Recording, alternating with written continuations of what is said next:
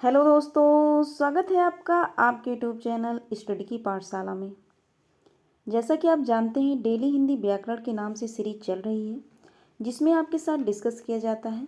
विलोम शब्द हो गया, वाक्य एवं वर्तनी शुद्ध, अनेक शब्दों के एक शब्द, तत्सम एवं तद्भव शब्द, विशेष एवं विशेषण, पर्यायवाची शब्द डिस्कस किए जाते हैं। उसी के क्रम में बढ़ते हुए आइए आज की क्लास स्टार्ट करें। अगर आप इस चैनल पर नए हैं तो चैनल को सब्सक्राइब कर लीजिए, बेल आइकन को प्रेस कर लीजिए, जिससे आपको अगली वीडियो का नोटिफिकेशन मिल सके। तो आइए आज की क्लास स्टार्ट करें। सबसे पहले जो है विलोम शब्द। विलोम शब्द में शब्द है, उसके बाद उसका विलोम है। तो पहला शब्द क्या है? पहला शब्द जो है कर्मठ है। क्या है? पहला शब्द कर्मठ है। उसका विलोम क्या है? उसका विलोम आलसी। दूसरा क्या है? कृश। कृश का विलोम क्या है? पुष्ट, स्थूल। कलुष। कलुष का विलोम निष्कलुष। कलुष। कलुष का विलोम क्या है? निष्कलुष। आगे क्या है? क्रोध। क्रोध का विलोम क्या है? क्षमा। क्रोध का विलोम क्या है? क्षमा। आगे क्या है? कृपा। कृपा का विलोम क्या है? कोप या आकृपा। कृपा। कृपा का विलोम क्या है? तो अब आइए जाने कर्मठ। कर्मठ किसका पर्यायवाची है? तो कर्मठ का मतलब क्या होता है? कर्मठ जो है, कर्मठ आप ध्यान रखिएगा, कर्मठ जो है मेहनती का पर्यायवाची है। मेहनती। मेहनती हो गया, परिश्रमी हो गया, परिश्रमी हो गया, श्रमशील हो गया, श्रमशील हो गया, या उद्यमी हो गया, या उद्योगी। तो ध्यान रखिएगा, कर्मठ किसका पर्यायवाची है? तो मेहनती जो शब्द है इसका पर्यायवाची कर्मठ होता है, मेहनती होता है, परिश्रमी होता है, श्रमशील होता है, उद्यमी या उद्योगी।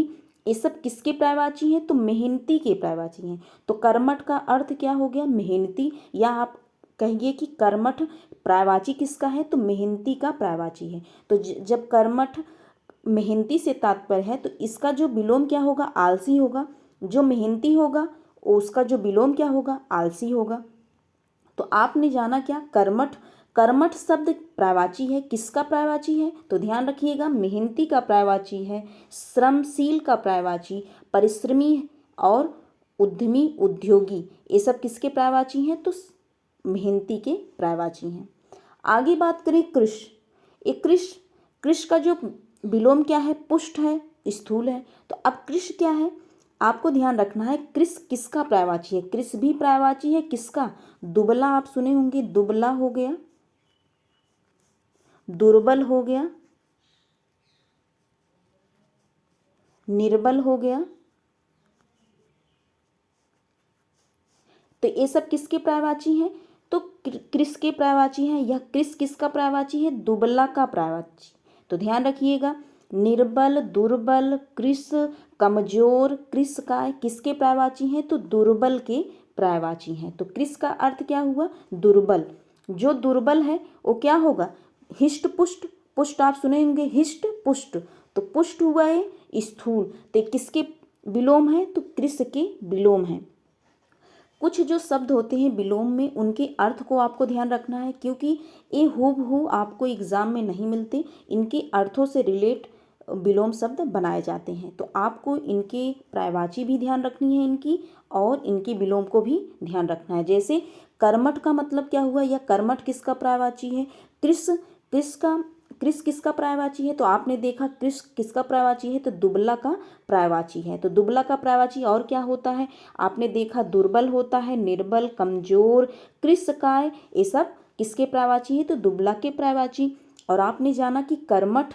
कर्मठ किसका पर्यायवाची है? तो आपने जाना कि मेहनती का पर्यायवाची है, परिश्रमी का पर्यायवाची, श्रमशील का पर्यायवाची है कर्मठ। आगे बात करें कलुष। कलुष का जो विलोम क्या है? निष्कलुष। क्रोध। क्रोध का जो विलोम होता है क्षमा। और कृपा का जो विलोम होता है कोप या कृपा। आगे बढ़ें। आगे क्या है? आगे जो है कृत्रिम। कृत्रिम का जो विलोम होता है प्रकृत होता है, या स्वाभाविक, या नैसर्गिक।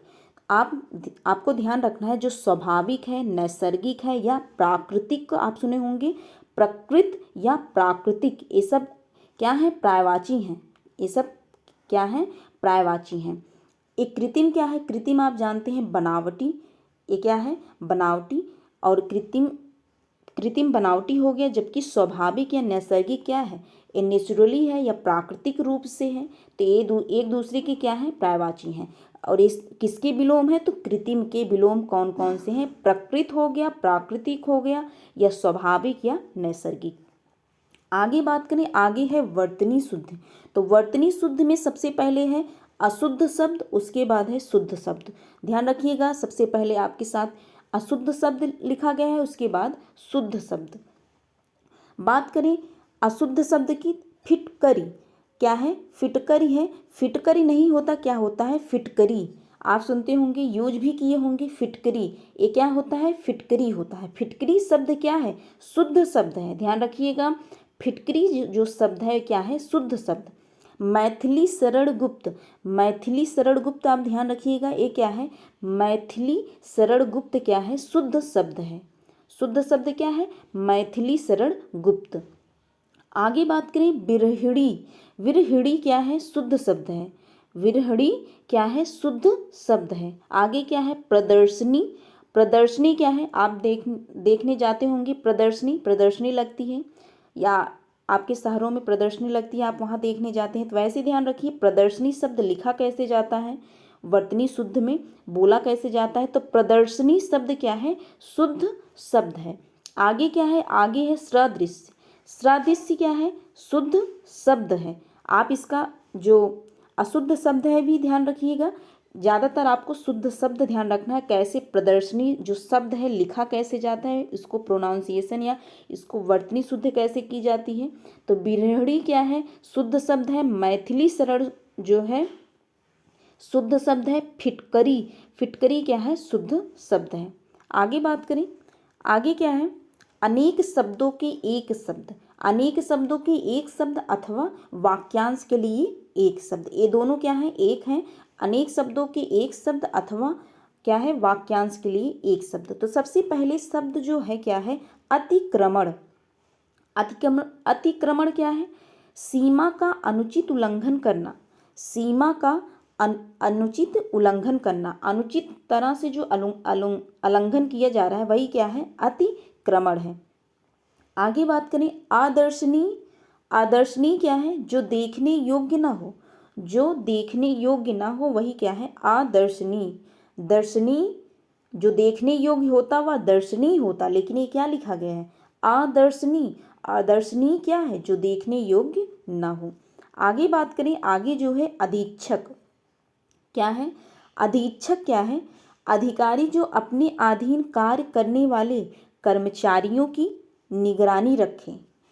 अधीक्षक क्या है, अधिकारी जो अपने अधीन कार्य करने वाले कर्मचारियों की निगरानी रखे, उसे क्या कहा जाता है, उसे कहा जाता है अधीक्षक। क्या, अधीक्षक। आगे बात करें अनुश्रुति, अनुश्रुति है एक शब्द, दूसरा शब्द क्या है, अनुश्रुत। अनुश्रुत क्या है, जो पहले कभी नहीं सुना गया हो। श्रुत, श्रुत मीन्स सुनना, अनुश्रुत जो पहले कभी नहीं सुना गया हो वही क्या है, अनुश्रुत है। जबकि अनुश्रुति क्या है, परंपरा से चली आई हुई बात, बात अथवा उक्ति अथवा कथा। तो जो परंपरा से चली आई हुई बात वही क्या है, अनुश्रुति है। ध्यान रखिएगा दोनों शब्दों के अंतर को, एक अनुश्रुति है, दूसरा अनुश्रुत। अनुश्रुत क्या है, जो पहले कभी नहीं सुना गया हो वही अनुश्रुत है। जबकि अनुश्रुति क्या है, परंपरा से चली आई हुई बात अथवा उक्ति अथवा कथा, ये क्या है, अनुश्रुति है। और क्या है, अधीक्षक। अधीक्षक क्या है, अधिकारी जो अपने अधीन कार्य करने वाले कर्मचारियों की निगरानी रखे वही क्या है, अधीक्षक है। आदर्शनीय जो देखने योग्य ना हो, आदर्शनीय है। अतिक्रमण क्या है, सीमा का अनुचित उल्लंघन करना क्या है, अतिक्रमण है। आगे बात करें, आगे शब्द जो है अनुभूत। अनुभूत क्या है, जिसका अनुभव किया गया हो। जैसे आपके जीवन में आप अनुभव लेते हैं किसी चीज से, किसी चीज से अनुभव लेते हैं तो क्या है, अनुभूति होती है। अर्थात जिसका अनुभव किया गया हो वही क्या है, अनुभूति है। आगे बढ़े तो आगे क्या है, तद्भव एवं तत्सम। तो सबसे पहले क्या है, तद्भव। तद्भव शब्द ध्यान रखिएगा हिंदी शब्द, और जो तत्सम शब्द है संस्कृत शब्द। तो तद्भव में सबसे पहले है आकाश। आकाश, इसका जो तत्सम शब्द क्या है, आकाश। आकाश, आप रोज आकाश देखते हैं, तो वहीं से आपको ध्यान रखना है, जब जितनी बार आप देखें आप वो चीज़ रिलेट करिए कि वो आकाश जो आप देख रहे हैं, आकाश शब्द है क्या, आपको शब्दों को ध्यान रखना है। आकाश शब्द तत्सम है, जबकि आकाश क्या है, तद्भव है। अचरज, अचरज, अचरज का जो अचरज का जो तत्सम शब्द है आश्चर्य। आश्चर्य, आप आश्चर्यचकित हो जाते हैं, तो उसी से रिलेट करिए। आश्चर्य शब्द क्या है, तत्सम है, जबकि इसका तद्भव क्या है, ये तत्सम है तो इसका तद्भव क्या है, अचरज। अचरज, इसको ध्यान रखिएगा, मोस्ट इम्पॉर्टेंट है। आश्चर्य, आश्चर्य शब्द का जो तद्भव है क्या है, अचरज है। आगे बात करें अढ़ाई। अढ़ाई का जो तत्सम है अर्ध तृतीय। अढ़ाई का क्या है, अर्ध तृतीय। अदरक, अदरक का जो तत्सम है आद्रक। अदरक आप जानते हैं, अदरक रोज़ आप क्या करते हैं, चाय बनाते हैं, चाय पीते भी हैं, अदरक उसमें डालते हैं, तो वहीं से आपको ध्यान रखना है। अगर आप अदरक टच कर रहे हैं तो अदरक शब्द आपको ध्यान रखना है। अदरक शब्द है क्या, यह शब्द तद्भव है, हिंदी रूप है, और जबकि इसका जो तत्सम शब्द है आद्रक है। क्या है, आद्रक। आगे बात करें अधूरा। अधूरा का जो तत्सम है अर्ध पूरक। अधूरा का जो तत्सम है अर्ध पूरक। एक बार रिपीट किए जाए।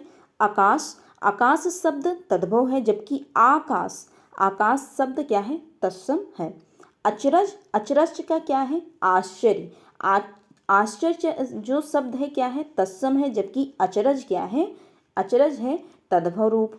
अढ़ाई, अढ़ाई शब्द आप प्रयोग करते होंगे, तो अढ़ाई जो आप बोलते हो क्या है, हिंदी रूप है, अर्थात वो तद्भव है। अर्ध तृतीय, अर्ध तृतीय क्या है, तत्सम है।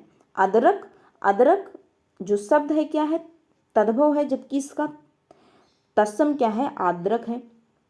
अधूरा, अधूरा का जो तत्सम क्या है, अर्ध पूरक है। अगर आपको हिंदी के शब्दों को ध्यान रखना है, तो आपके जितने भी आसपास चीज़ें हों, अगर आप उनको पढ़ रहे हैं तो उनसे रिलेट करके आपको ध्यान रखना है। इससे आपको ध्यान भी आएगा, माइंड में क्लिक भी करेगा कि इस शब्द को हमने कैसे रिलेट करके ध्यान रखा है। तो ध्यान रखिए, जब आप अदरक अब देखेंगे तो आपको ज़रूर ध्यान आएगा। अगर आप क्लास ले रहे हैं डेली, तो अदरक शब्द आपको ध्यान आएगा कि अदरक शब्द पढ़ा गया है तो क्या है, तत्सम। जो इसका तत्सम क्या है, आद्रक है, जबकि अदरक शब्द क्या है, तद्भव है। आगे बात करें, आगे क्या है, विशेष एवं विशेषण। विशेष से आप जानते हैं संज्ञा है, जबकि विशेषण विशेषता बताता है। तो विशेष क्या है, संज्ञा है। आइए, सबसे पहले क्या है, विशेष है, ध्यान रखिएगा, उसके बाद उसका विशेषण बताया जाता है। तो विशेष से क्या है आज, इनाम। इनाम क्या है, विशेष से है, जबकि इसका विशेषण क्या है, इनामी। इनामी क्या है, किसका विशेषण है, इनाम का। तो आप इनाम पाते हैं। अगर आप किसी चीज़ में भाग लिए हों, पार्टिसिपेट करते हैं, तो आप उसमें अगर विजेता घोषित होते हैं तो क्या मिलता है, आपको इनाम मिलता है।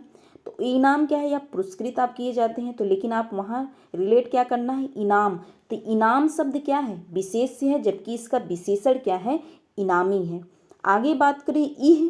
इह का क्या है, विशेषण ऐहिक। ऐहिक क्या है, किसका विशेषण है, तो इह का विशेषण है। ईश्वर, ईश्वर का विशेषण क्या है, ईश्वरीय। ईश्वरीय किसका विशेषण है, ईश्वर का विशेषण है। ईश्वर शब्द है क्या, ईश्वर का प्रवाची आपने देखा है। तो ईश्वर जो शब्द है वो शब्द क्या है, विशेष से, अर्थात संज्ञा है, जबकि इसका विशेषण क्या है, ईश्वरीय शब्द क्या है, विशेषण है, किसका, ईश्वर का विशेषण है। आगे बात करें ईर्ष्या। ईर्ष्या शब्द है क्या, ईर्ष्या शब्द जो है वो क्या है, विशेष से है, जबकि इसका जो विशेषण क्या है, ईर्ष्यालु। यह व्यक्ति क्या है, बहुत ईर्ष्यालु है। यह व्यक्ति बहुत ईर्ष्यालु है, रिलेट करिएगा।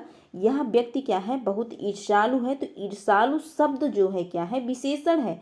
किसका विशेषण है, तो ईर्ष्या का विशेषण क्या है, ईर्ष्या का विशेषण ईर्ष्यालु। आगे बात करें उत्तेजना। उत्तेजना का जो विशेषण है उत्तेजित। उत्तेजना का विशेषण क्या है? उत्तेजित। जैसे अगर आप क्या करते हैं, अगर आप मोटिवेशनल वीडियो देख लिए या मोटिवेशन शब्दों को पढ़ लिए तो क्या हो जाते हैं आप? उत्तेजित हो जाते हैं, उत्तेजना आ जाती है आपके अंदर, वही उत्तेजना है। तो वो उत्तेजना क्या है? अगर आपके अंदर उत्तेजना आ रही है तो वो शब्द है क्या? वो शब्द एक संज्ञा है। क्या है? शब्द संज्ञा है, जबकि उसका विशेषण क्या है? उत्तेजित। उत्तेजित होना, उत्तेजना आना संज्ञा है। उत्तेजना क्या है? संज्ञा है, जबकि उत्तेजित होना क्या है? विशेषण है। ध्यान रखिएगा इस शब्दों को। उत्तेजना, अगर आप दिन में एक बार अगर उत्तेजित हो जाती है, मोटिवेशनल वीडियो देखते हैं, अभी कभी आपको नर्वस फील होता है तो तब आपको ध्यान रखना है रिलेट करके कि अब हम उत्तेजित हो गए तो उत्तेजित है क्या? उत्तेजित शब्द क्या है? उत्तेजित शब्द विशेषण है, जबकि उत्तेजना क्या है? विशेष्य है। आगे बात करें, आगे क्या है? आगे है पर्यायवाची शब्द। तो आज जो पर्यायवाची शब्द क्या डिस्कस किया जाएगा? दो पर्यायवाची शब्द आपके साथ डिस्कस किए जाएंगे। एक कल्पवृक्ष, दूसरा है कबूतर। तो कल्पवृक्ष का पर्यायवाची आइए डिस्कस करें। कल्पवृक्ष का पर्यायवाची, तो सबसे पहले जो कल्पवृक्ष, तो कल्पवृक्ष आप जानते हैं, आप पूजा भी करने जाते हैं कल्पवृक्ष। तो अब आप इसका पर्यायवाची ध्यान रखिएगा। कल्पवृक्ष, इसका जो पर्यायवाची है, सुरतरु, हरिचंदन, मंदार, पारिजात। आप पारिजात का वृक्ष सुने होंगे, वही पारिजात है। पारिजात, देववृक्ष, कल्पतरु, कल्पसाल, कल्पद्रुम, कल्पलता। तो कैसे? सुरतरु, हरिचंदन, मंदार, पारिजात, देववृक्ष, कल्पतरु, कल्पसाल, कल्पद्रुम, कल्पलता। ये सब किसके पर्यायवाची हैं? तो ध्यान रखिएगा, कल्प वृक्ष के पर्यायवाची। तो कल्प वृक्ष का पर्यायवाची क्या है? कल्पतरु है, कल्पसाल है, कल्पद्रुम है, कल्पलता। तो तरु हो गया, साल, द्रुम, लता। तो कल्प आगे इसके लगा देंगे तो क्या हो जाएगा? कल्पतरु, कल्पसाल, कल्पद्रुम, कल्पलता। और कल्प वृक्ष के पर्यायवाची हैं।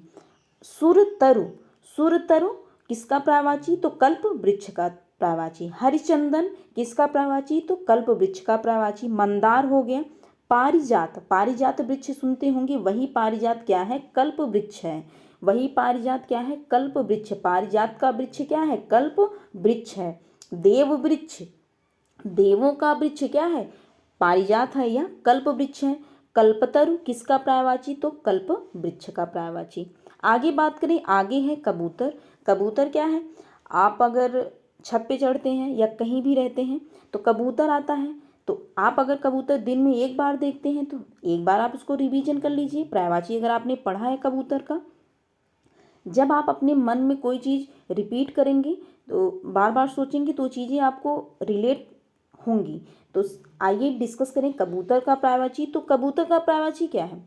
कपोत है, हरित है, हारिल है, रक्तलोचन, परावत, परेवा।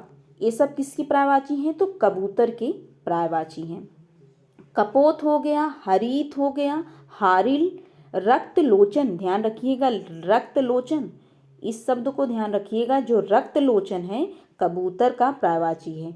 परावत क्या है? किसका पर्यायवाची? तो कबूतर का पर्यायवाची। और परेवा किसका पर्यायवाची है? तो कबूतर का पर्यायवाची है।